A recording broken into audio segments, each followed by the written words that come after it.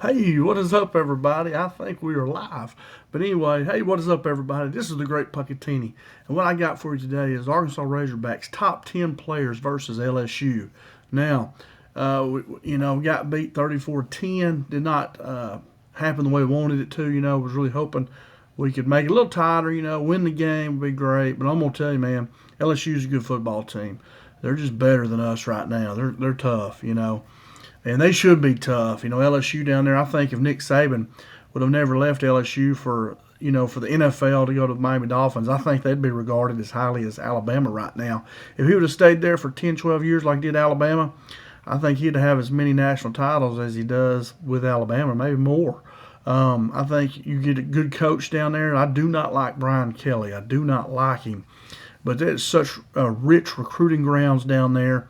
And they're the only Division One team down there, the major Division One, And they should get the first pick of all the players down there, and LSU should be great year in and year out, no questions asked.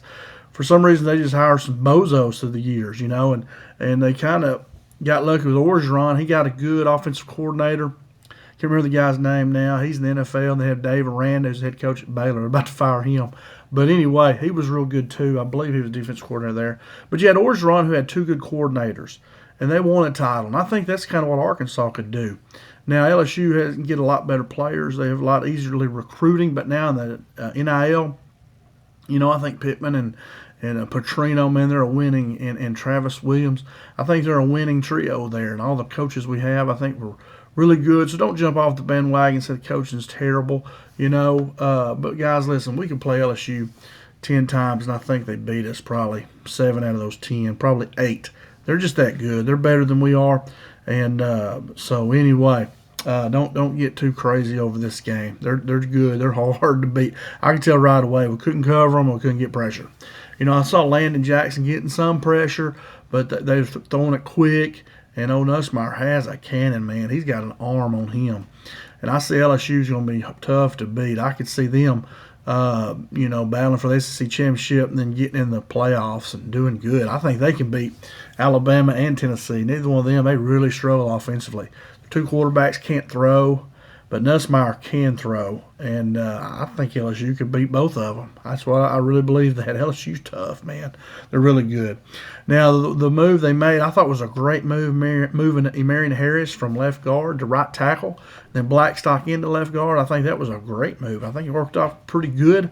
Both of them had a pretty good game. I thought blocking, they didn't get in the top 10, but they were both pretty close. I thought they played well. Both of them did. I thought that was a great move. Blackstock struggled out there at right tackle.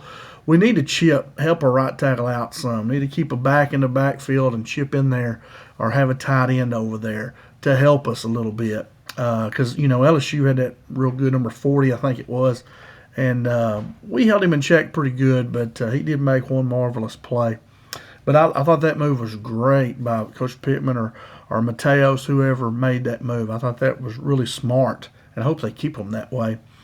And then, on defense, I thought we'd try to do that 3 down, 8 in coverage a little bit, I thought, but we don't need to do that. With Nussmeier, I think the answer to him was to blitz him and make him uncomfortable and get a lot of pressure on him, which we never could do.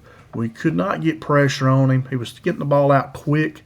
And that was probably, would have been hard to blitz him, but to me, we needed to put more guys on the line and confuse them a little bit because they were better than us. So we can't really line up and just play with them. We have to confuse him. And I thought we might should have blitzed a little bit more. I'm not knocking Travis Williams, man. They just got a better team than us, but they're good. They got a better team than 90% of the teams out there. I'm telling you right now. I'm telling you. Listen to me. All right, next thing, we need Jaquindon Jackson to be healthy. That really hurts our offense. Petrino needs to run the ball. He knows that. We are not a team that can just come out and throw the ball, have a passing game against the other team. We can't do that. We're not built like that. We need a good, strong running back like Jaquindon, and Jaquindon is the man. He's just battling an ankle right now, and that happens, He tried to play, and he's in the top 10 here. The plays he were in there, he did really well, but he's just hurt, and that hurts us. And then Rashad Benyon has to play, and he gets a big fumble. Can't do that, can't do that. Hang on to that football. Hanging on that football, football is the most precious thing you have, and that's better than gaining 2 or 3 yards.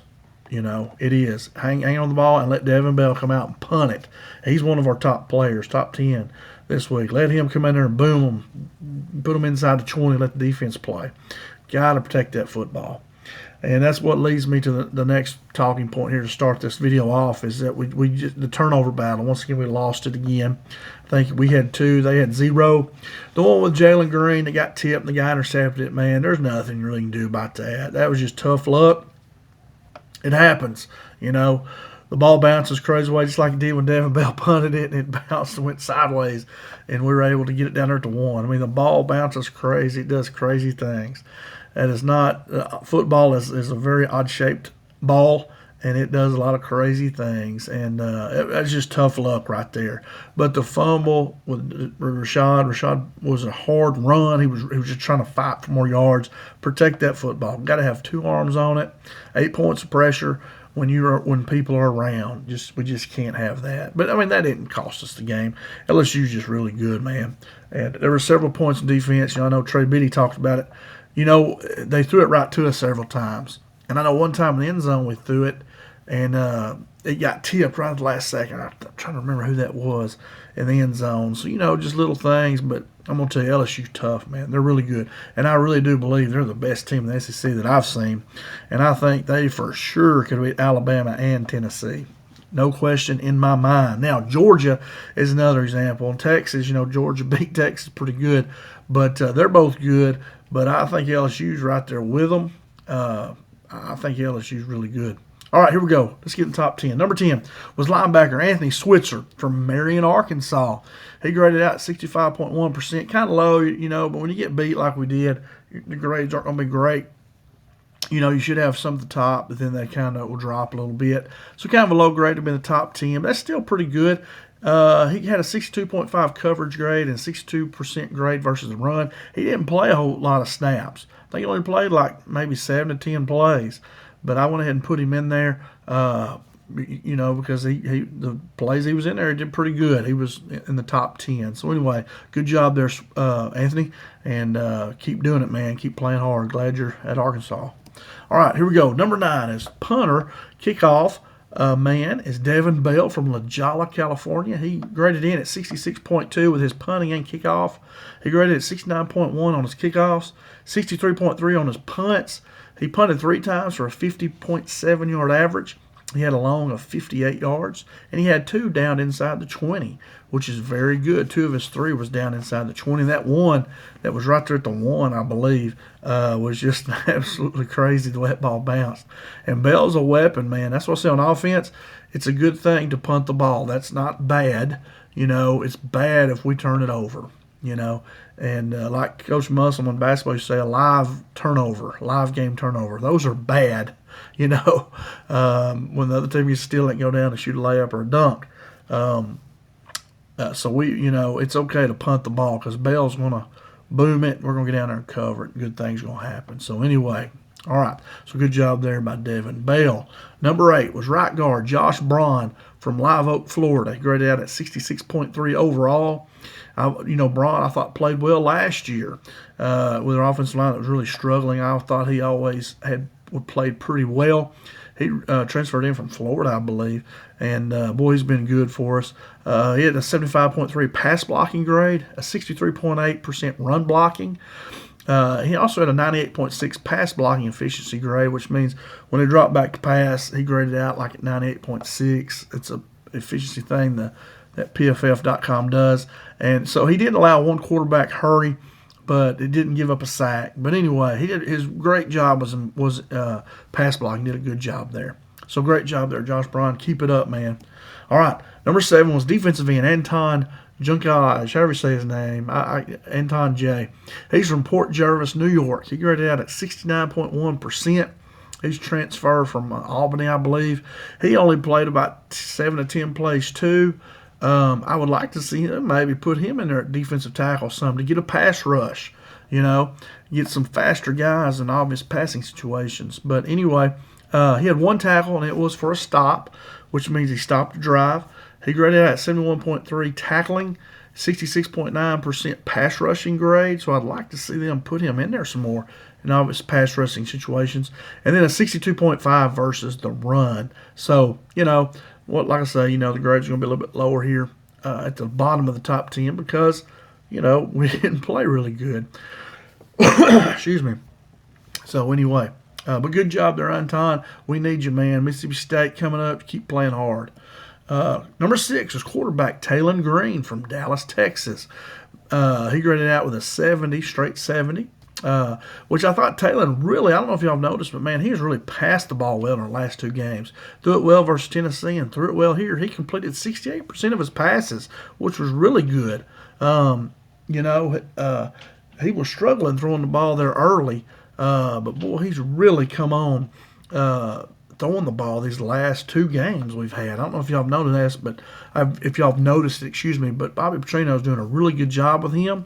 He threw for 239 yards. He had 1 touchdown. That 1 interception was really just a fluke. I mean, man, it's just bad luck. Not much he could do. He did have 3 carries as well for 14 yards. He looked like he was pretty healthy, but LSU just got a bunch of guys. They had a spy on him. They just got a bunch of good athletes there, and they should. LSU should be great every year, I'm telling you. And the coaches will tell you that. LSU's always been that little gold mine coaches have wanted to get to, but they always hire these bozos that can't do anything. Like I remember Jerry DiNardo for years down there. He was just such a goofball. He couldn't do anything. And LSU, man, they should be. Like I said, if Nick Saban would have been there for 12 years, he would have won as many titles or more than at Alabama. I'm telling you. All right, and he graded out at 70.9% in the passing game. So Taylor had a good game. Played well against a very tough opponent. So that's very good to see. And hopefully he'll stay healthy and keep going. We really need him. All right, number 5, defense tackle Eric Gregory from Memphis, Tennessee. Graded out with a 70.9 overall grade. He did have 1 quarterback hurry, 1 batted ball. He had 3 tackles, and 2 of those were stop tackles. He graded out as a 74% tackling, 72% versus the run, and then 63% pass rush.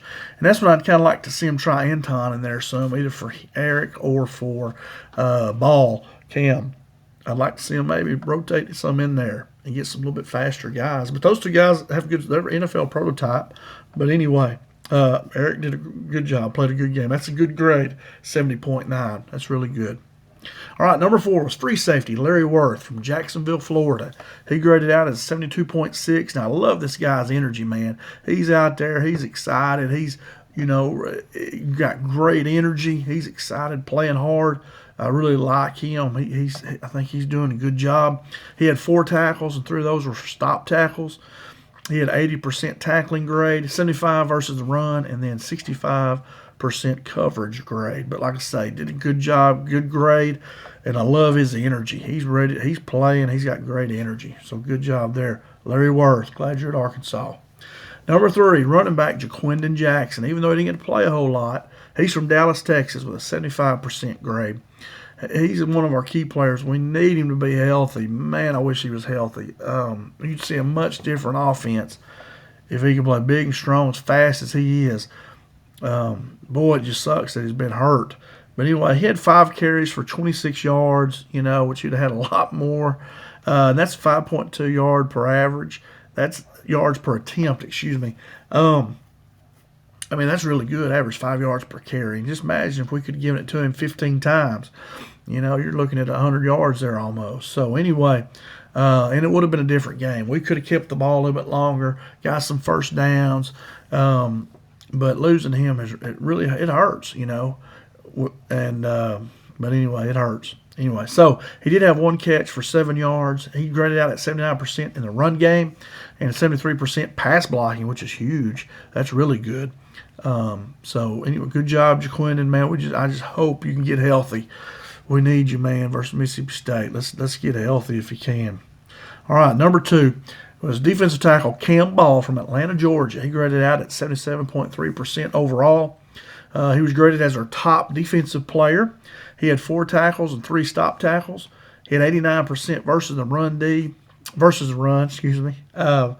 graded at 75% tackling grade, and then a 56% pass rush. Like I say, him and Gregory, I like to see them rotate those guys with somebody a little bit faster, But anyway, hey, Campbell played great. They lined up in there and played tough. Tennessee had some really good offensive linemen. I think they'd only given up one sack all year. So, you're not going to get much pressure on them. They're just really good. I mean, and they should be, like I said 10 times in this video, they should be really good. But anyway, Campbell, great job. 77.3. That's a good game. All right, our best player of the night was wide receiver Andrew Armstrong from Dallas, Texas. He graded out at 78.5%, a really good grade. He was the best overall player, also the best offensive player, of course.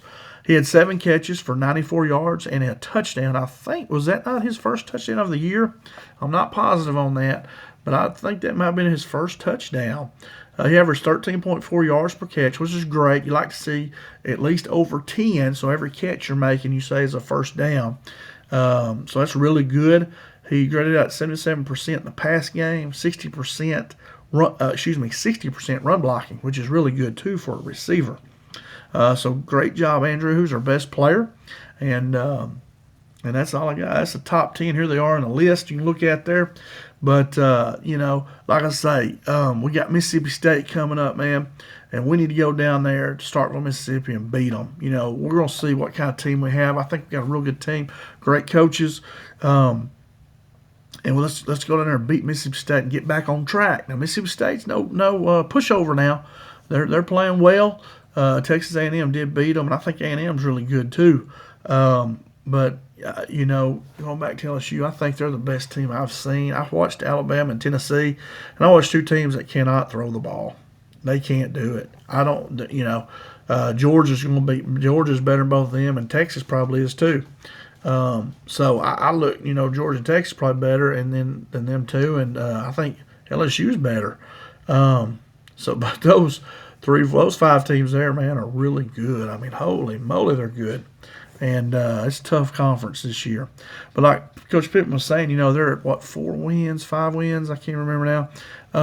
So they're right at, they want to get to a bowl. The bowl eligibility is right there. Need to win 2 more or more. We'd love to see them. But let's stay on the bandwagon on these guys, The longer they're there, and with Petrino especially, he's going to get good quarterbacks, better receivers in there. And Travis Williams, boy, they've recruited some really good players. I've got a bunch of recruiting videos of guys that are coming, and they're just going to keep getting better. This is great. I think this is the best staff we've had in a long time. So I see good things. I just hope we need to show up to Mississippi State and play well. I just hope JaQuinton's healthy. We're so much better with him. And boy, it would give us such a shot in the arm if we can have him for a full game and be healthy. But anyway, hey, so I'm still excited about this team, man. They still can be really good and do a lot of good things. But that's all I got. Thanks so much for watching. Hit that thumbs up and subscribe. I'm gonna break down the game, do a highlight video of the game, and kind of comment on it, and then we're gonna get into Mississippi State and see how we can beat those guys. And anyway, thanks so much. That's all I got. Have a great evening. Go Hogs.